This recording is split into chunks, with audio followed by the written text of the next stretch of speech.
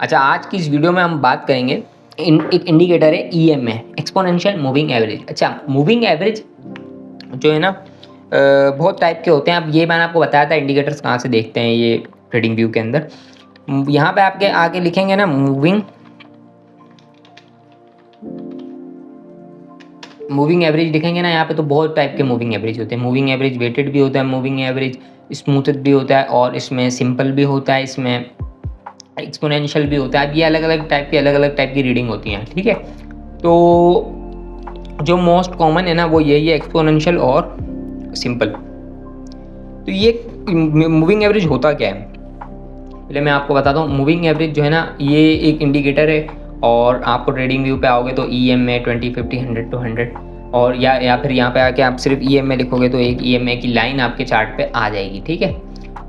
तो अभी मैं आपको ये लगा के दिखाता हूँ। ये मैंने एक इंडिकेटर लगाया EMA 20, 50, 100, 200। अब ये नंबर क्या है 100, 200 और ये 20, 50, इसके बारे में बताऊँगा, और ये काम कैसे करता है, इसको यूज़ कैसे करते हैं। देखें, ये मूविंग एवरेज जो है ना, ये ऐसे काम करता है कि अगर ये 20 का मूविंग एवरेज है ना, इसके पीरियड्स होते हैं, इसकी रीडिंग होती है कि ये कितने पीरियड का मूविंग एवरेज है, ठीक है। तो अब ये फॉर एग्जांपल 20, ये जो इसके बिल्कुल प्राइस के साथ साथ चल रहा है ना, ये 20 पीरियड का मूविंग एवरेज है। इसके नीचे ये 50 पीरियड का, ये 100 पीरियड और 200 का। तो ये नंबर्स कैसे क्या चीज़ है, देखें, ये जितनी भी कैंडल्स है ना, इन सब का जो मूविंग है ना, फॉर एग्जांपल एक कैंडल का हाई है, एक कैंडल का लो है, क्लोज है, ओपन है, इन सब के नंबर्स को प्लस करके एक एवरेज प्राइस आती है निकल के एक मेथड से, और वो प्राइस का जो नंबर होता है ना, उस प्राइस पे आके ये चार्ट पे प्लॉट हो जाएगा, ठीक है। और फिर ये जिस तरीके से प्राइस चलती जाएगी ना, उस तरीके से प्राइस के साथ साथ प्लॉट होता जाएगा। अब ये 20 पीरियड का मूविंग एवरेज है ना, तो इसका मतलब ये है कि ये जो पास्ट, जो इस कैंडल से पीछे की जो 20 कैंडल है ना, इनको रीड करके यहाँ पे प्लॉट हुआ है, ठीक है। अब ये 20 मिनट, ये 15 मिनट का चार्ट है ना, तो ये 20 कैंडल होंगी ना 15 मिनट की, उसको रीड करके यहाँ पे प्लॉट हुआ है। अब ये 20 कैंडल कम होती हैं, इसलिए ये थोड़ा फास्ट है, इसको कहते हैं फास्ट मूविंग एवरेज। इसी तरीके से 200 मूविंग एवरेज है ना, ये प्रीवियस 200 कैंडल्स को रीड करके यहाँ पे प्लॉट होता है। मतलब ये यहाँ से अगर प्लॉट हो, इस कैंडल पे अगर प्राइस है ना, तो ये इससे पीछे की 200 कैंडल्स होंगी ना, जो लास्ट कैंडल है उसके पीछे की जो 200 कैंडल होंगी ना, उसको रीड करके ये प्लॉट होता है।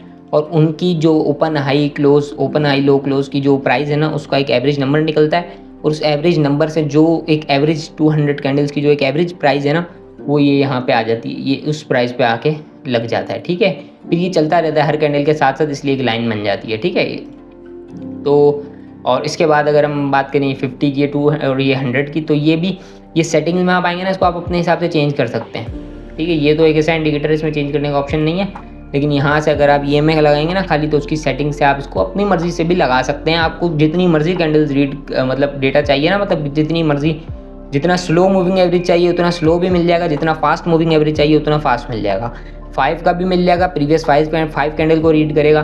3 कैंडल्स का भी मिल जाएगा, प्रीवियस 3 कैंडल को वो करेगा रीड, और प्लॉट होगा, तो वो बहुत फास्ट होगा, तो वो बहुत ज़्यादा प्राइस के करीब होगा। जितना फास्ट मूविंग एवरेज होगा उतना ज़्यादा करीब होगा प्राइस के, और जितना ज़्यादा स्लो मूविंग एवरेज होगा ना, स्लो मूविंग एवरेज का मतलब ज़्यादा बड़ा मूविंग एवरेज, 200 का मूविंग एवरेज, 300 का मूविंग एवरेज, तो इतना स्लो होगा। जितना स्लो मूविंग एवरेज होगा उतना प्राइस से दूर होगा, जितना फास्ट मूविंग एवरेज होगा उतना प्राइस से करीब होगा। अब ये काम क्या करता है ये मैं आपको बताऊं। अब जब ये प्राइस को, एवरेज प्राइस को रीड करके यहाँ पे प्लॉट होता है ना, मूविंग एवरेज प्राइस की जो मूवमेंट है ना, जो प्राइस मूव हो रही है उसकी जो एवरेज है, इसको कहते हैं मूविंग एवरेज।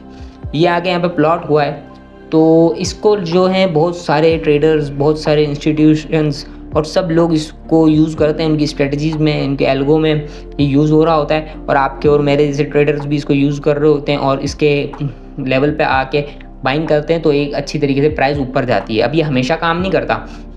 अब अगर देखें आप, ये ट्रेंडिंग मार्केट चल रही है ना, तो ये 20 मूविंग एवरेज 50 मूविंग एवरेज से बाउंस हुआ, ठीक है। ये देखें यहाँ से बाउंस हुई प्राइस।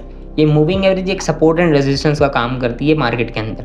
अब ये देखें 50 मूविंग एवरेज से बाउंस हो रहा है। अब ये मैंने एक वीडियो भी बनाई हुई है इस पर, एक स्ट्रेटजी है मेरी, जिसमें ये 4 मूविंग एवरेज जब एक अलाइन हो, 200 हो सबसे नीचे, फिर 100 हो, फिर 50 हो, फिर 20, तो ये एक अच्छा बाइंग प्राइस है। अगर यहाँ पे इसके ऊपर अच्छा कोई पैटर्न बनता है तो आप प्राइस को इसको बाय कर सकते हैं, और स्टॉप लॉस भी बताया हुआ कि कहाँ रखना है। तो इस पे आप बाइंग सेलिंग कर सकते हो, जिस तरह सपोर्ट एंड रेजिस्टेंस पे करते हैं ना। अगर प्राइस ऊपर जा रही है ना तो आप 220 मूविंग एवरेज से अगर बाउंस होती है प्राइस तो आप बाय कर सकते हो, ठीक है। 50 अगर 50 लगाना है तो 50 से कर सकते हो, 100 करना है तो 100 से कर सकते हो, कोई भी एक चूज़ कर लेना है आपने। तो अगर और डाउन ट्रेंड में इसी तरीके से रेजिस्टेंस का काम करता है, ये देखें यहाँ से रिजेक्ट हुई, यहाँ से रिजेक्ट हुई, ठीक है। फिर उसके बाद अच्छा ब्रेक भी कर देता है, ठीक है। ये हमेशा नहीं काम करेगा, लेकिन जब काम करेगा इसकी भी कोई एक्यूरेसी है, ठीक है। तो ये मूविंग एवरेज है, सपोर्ट एंड रेजिस्टेंस का काम करता है, एक इंडिकेटर है जिसको एक सिंपली कोई भी बंदा यूज़ कर सकता है और बहुत अच्छा इंडिकेटर है और काफ़ी अच्छी। इसको अगर आप यूज़ करें ना कंसिस्टेंटली एक मेथड के साथ, एक same risk to reward ratio रखें और एक सेम कंडीशन बनाएं जिसमें आपने ट्रेड लेनी है। और फॉर एग्जांपल आप एक कंडीशन बना दी या आपने एंगल्फिंग कैंडल पर ट्रेड लेनी है और स्टॉप लॉस रखते हो आप 200 मूविंग एवरेज के नीचे और टारगेट रखते हो आप 1:1.5 और रिस्क टू रिवॉर्ड रेशो के बाद में वीडियो बनाऊंगा कि क्या होता है और ये टूल कैसे यूज़ करना है।